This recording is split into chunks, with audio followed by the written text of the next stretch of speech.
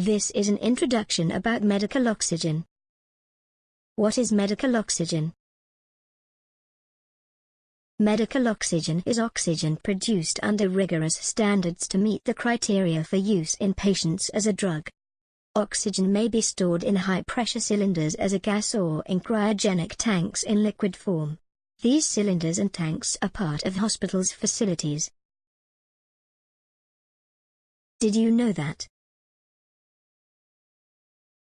the air that we breathe is composed of approximately 78% of nitrogen, 21% of oxygen and traces of argon, neon, helium, nitrous oxide, hydrogen and carbon dioxide? We need to breathe air with at least 21% of oxygen to keep our cells alive. Oxygen is a fundamental element to produce energy in our body. How is medical oxygen produced? Oxygen industrial production dates from late 19th century. Oxygen is produced from the distillation of atmospheric air in large industrial facilities. The hospitals receive the oxygen from trucks which deliver oxygen in liquid form to fill the tanks. In case of cylinders, these are delivered to the hospitals by trucks. Full cylinders are exchanged by empty cylinders. Why do hospitals need oxygen? It is in the lungs that the oxygen that we breathe is distributed to our body. Depending on the disease, some patients cannot breathe properly. Their lungs need help from an artificial source to provide oxygen to the body tissues.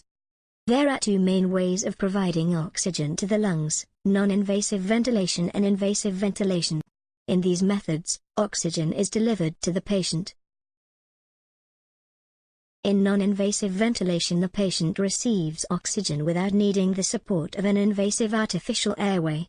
There are two main forms of delivering oxygen in this application: through breathing masks, through nasal cannulas, which are composed of small tubes that are placed in the patient's nose to deliver breathing gas.